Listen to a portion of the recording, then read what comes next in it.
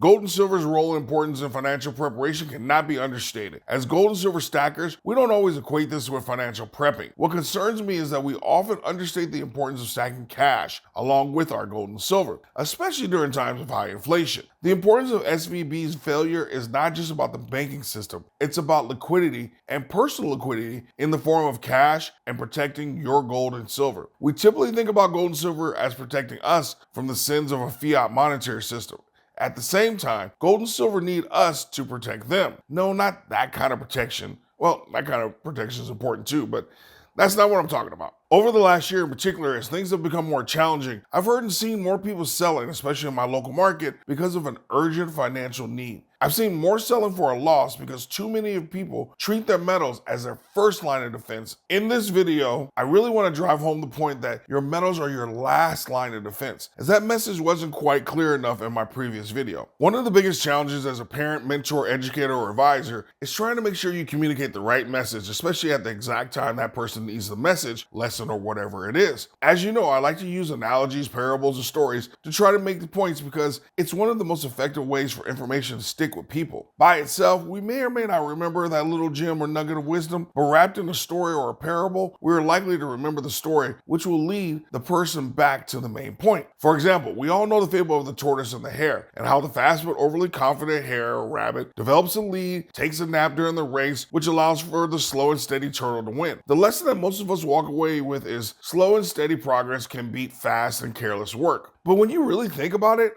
aren't there some other equally important lessons that come out of this story? For example, being overly confident in your talents can lead to failure. Not taking your competition seriously. Consistency is the key. Slow and steady does not beat fast and steady or fast and consistent. Don't judge by appearances because you would have thought the rabbit would win. And good sportsmanship. It's important as shown by the rabbit after losing. Instead, most of us walk away with the slow and steady wins the race, and there's so much more that can be taken away from that story. Well, it appears that the good doctor wasn't as clear as I thought I was in my last video, and the message wasn't received uniformly, and that was clear by some of the comments I received. If you don't mind, allow me a few moments just to take my version of a mulligan and try this again, and that's why I'm calling this video The Last Defense. Just like the story of the tortoise and hare, there are a lot of takeaways. I just want to recap some of what I thought were the important takeaways from the last video. One, ignore the noise. There are lots of issues with SVB and frankly, issues with our fractional reserve banking system, which basically allows banks to create money out of thin air. But that's not the issue we should focus on because we simply can't fix that right now. And then there's also the issue around our banking system and how fragile it really is. And that's important, but that's not the critical information for you and I to focus on. More of that in a moment. Two, I wanted the story of my friend being impacted by SVB to serve as a warning about how fragile your employment and your financial situation can be. Three, I'm going to say this and it's going to sound a little harsh, but I feel it needs to be said this way. Her situation is very common, even with people who make a lot of money. They spend every penny and often more than they earn. So much so that one missed paycheck can cause a whole financial house to crumble. Too many people are doing what is referred to as financial redlining, kind of like redlining a car's engine. They're just moments away from blowing the engine. Sadly, she is more of that norm than the exception, which is point number 4, financial foundation. I can't impress upon you the importance of having a solid financial foundation. You've heard it so many times. And that's where my message wasn't as clear as I thought it was. Metals are a part of your financial foundation or your financial preparation. But when I talk to stackers, I find that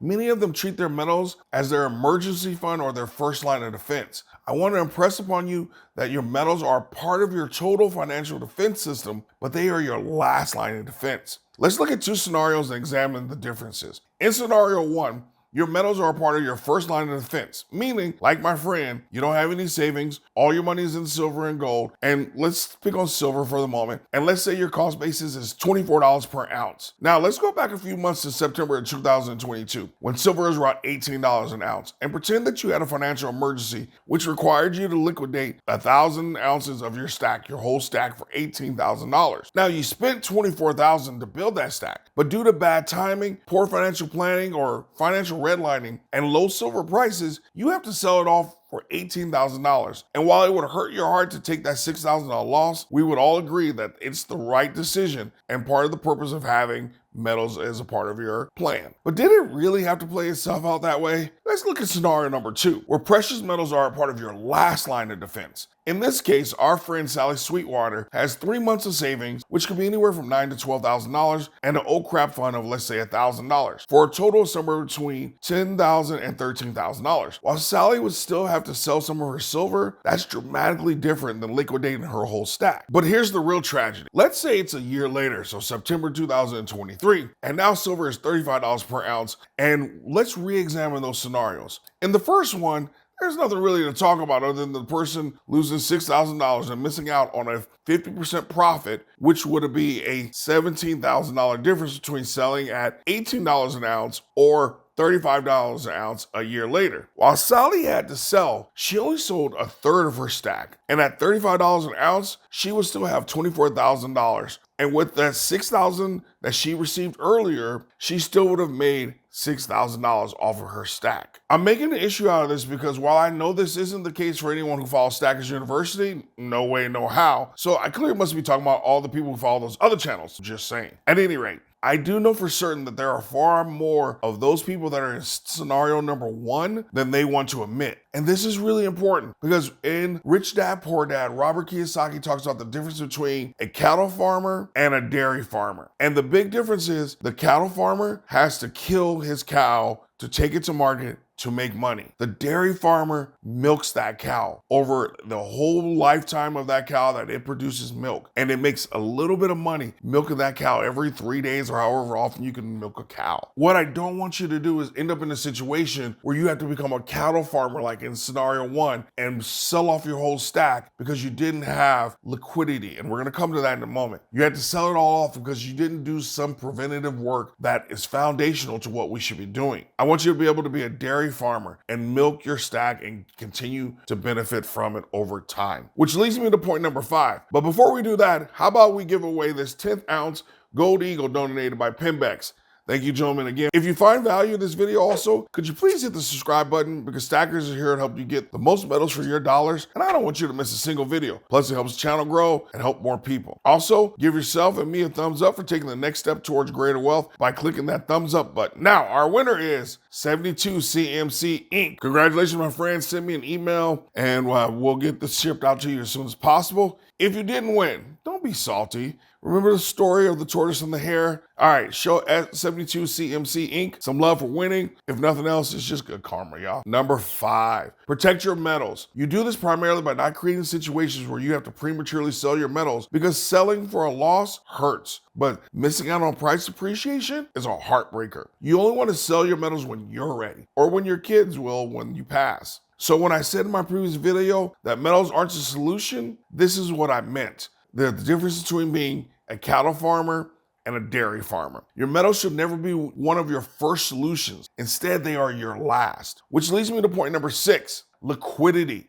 Big difference between scenario number 1 and number 2 is liquidity. It doesn't matter if we're talking about SVB or your personal life. Right now, I believe liquidity in the form of cash is king. As Rick Rule preaches, liquidity primarily comes in the form of cash, and our precious metals are liquidity, but in a different form. Let me make this a little more real and personal to me. I did a video a little while back about how I lost everything. While there were a number of issues, one undeniable factor was my lack of liquidity. So when I tell you about the importance of liquidity, I'm telling you from firsthand experience. I lost well over $100,000 millions in real estate and a marriage because I did not respect the importance of liquidity. I don't know how else to say this, but please respect liquidity. In a financial crisis, which we are either in or quickly approaching, liquidity has the potential to help you create life-changing wealth. And so it doesn't have to be complicated, folks. Many people have heard me talk about this. I started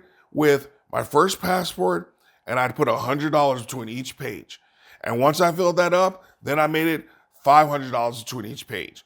And then I ended up filling up this passport.